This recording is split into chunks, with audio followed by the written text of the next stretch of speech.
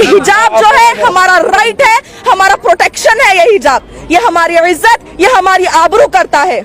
आदाब, मैं हूं सफदर रिजवी। आप देख रहे हैं लाइव एक्सप्रेस चैनल। आपसे गुजारिश है कि इस चैनल को सब्सक्राइब करें, लाइक करें, शेयर करें और कमेंट करें। अब देखें एक अहम खबर। एक लड़की ने हिजाब को कामयाब कर दिया और खुशी इस बात पर है कि इस देश में लाखों उठ खड़े हुए जो आज उस लड़की को सलाम कह रहे हैं और उसका साथ दे रहे हैं। जी हाँ, जो लोग उसे शाबाशी दे रहे हैं वे सब के सब ना तो मुसलमान हैं ना हिंदू हैं। यही तो इस देश की खासियत है कि संकट के समय में एक नहीं लाखों लोग उठ खड़े होते हैं जिनका धर्म या मजहब इंसानियत होता है। वे न तो हिंदू होते हैं न मुसलमान, न सिख होते हैं न ईसाई।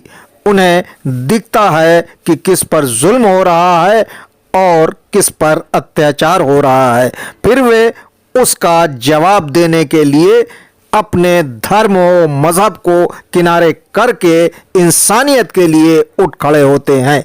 ऐसा ही कुछ हिजाब कंट्रोवर्सी के बाद भी दिखाई दे रहा है। इनमें पुरुषों के साथ साथ महिलाएं भी खड़ी हैं। आज सोशल मीडिया का ज़माना है, इसलिए सोशल मीडिया पर जाकर देखा जा सकता है कि कौन कौन संगी मिजाज वालों के साथ है और कौन कौन हिजाब वाली लड़की के साथ है। हिजाब को जुज़दान बताते हुए मशहूर शायर नफी सल्लौरी क्या कह रहे हैं, सुनिए।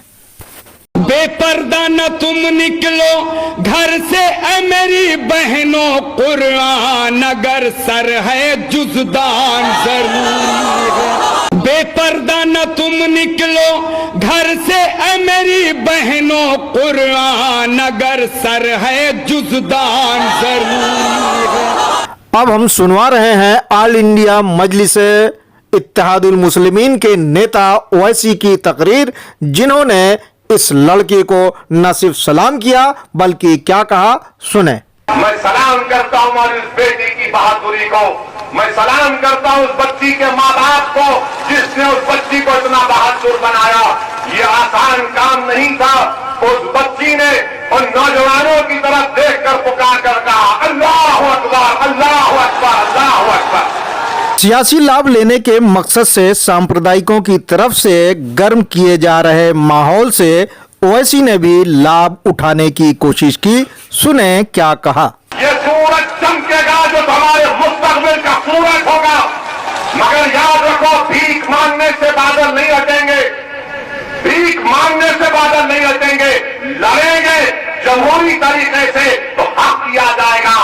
अगर तुम समझोगे कि गैरों की चौखट पर जाकर भीख मांगने से कुछ मिलेगा, कुछ नहीं मिलेगा। अगर तुम ये बताओगे ये मेरी ताकत है, इतना वोट मेरे पास है, मैं जीत सकता हूं और जिताऊंगा, तब जाकर दुनिया तुम्हारा हक देगी। कर्नाटक के कई कॉलेजों में लड़कियों के हिजाब के मुकाबले में लड़के किस तरह दुपट्टा पहनकर नारेबाजी और पत्थरबाजी कर रहे हैं, देखें।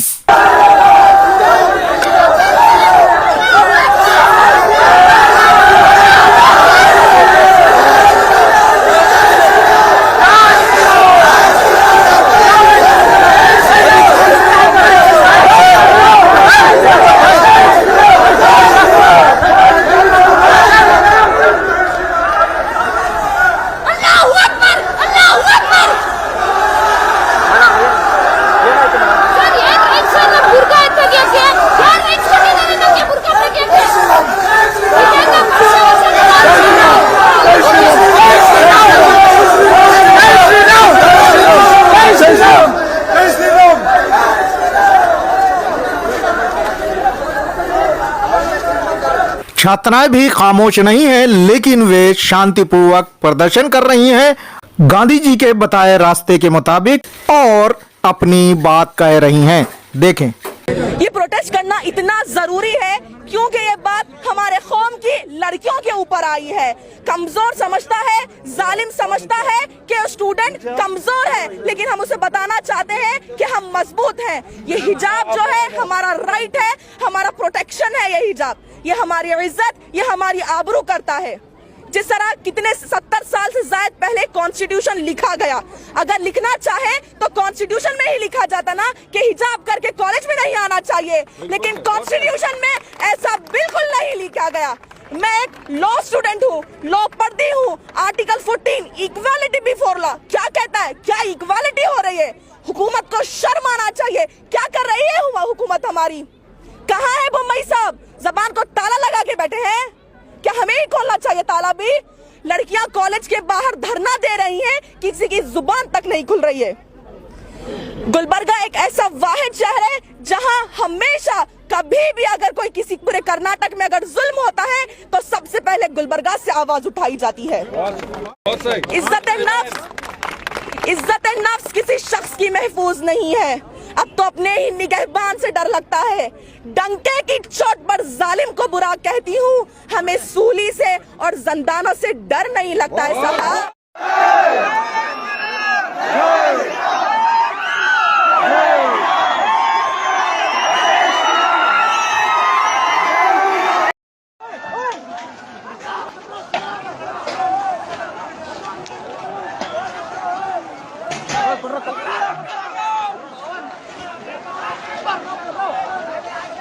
जी हाँ, देखा आपने, कॉलेजों के अंदर और बाहर हंगामा हो रहा है और राज्य सरकार कोई कार्रवाई कर पाने में नाकाम नजर आ रही है, क्योंकि सत्ता में बैठे भाजपाई और आरएसएस के लोग यही चाहते हैं, लेकिन देश की जनता इससे खुश नहीं है।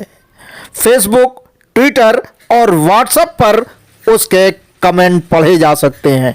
देखें, शिवसेना के नेता और राज्यसभा के सदस्य संजय राउत ने लिखा है कि बुर्का से उसी को समस्या होती है जिसके घर की महिलाएं अंग प्रदर्शन करती हैं।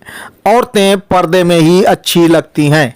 ऑल इंडिया माइनॉरिटी फ्रंट के अध्यक्ष SM आसिफ लिखते हैं कि हिजाब उतरवाने का काम यजीद जैसे क्रूर शासक ने किया था, इसलिए यजीद के कामों को आज के समय में दोहराया नहीं जाना चाहिए, नहीं तो ऐसा करने वाले को यजीद कहा जाएगा।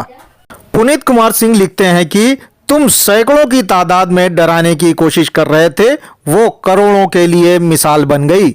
साक्षी जोशी की टिप्पणी है कि मैं बेटी पढ़ाओ चीखूंगा, बेटी बचाओ चिल्लाऊंगा, लेकिन हिजाब में एक लड़की और भगवादारी भूखे भेड़ियों के झुंड पर चुप रहूंगा।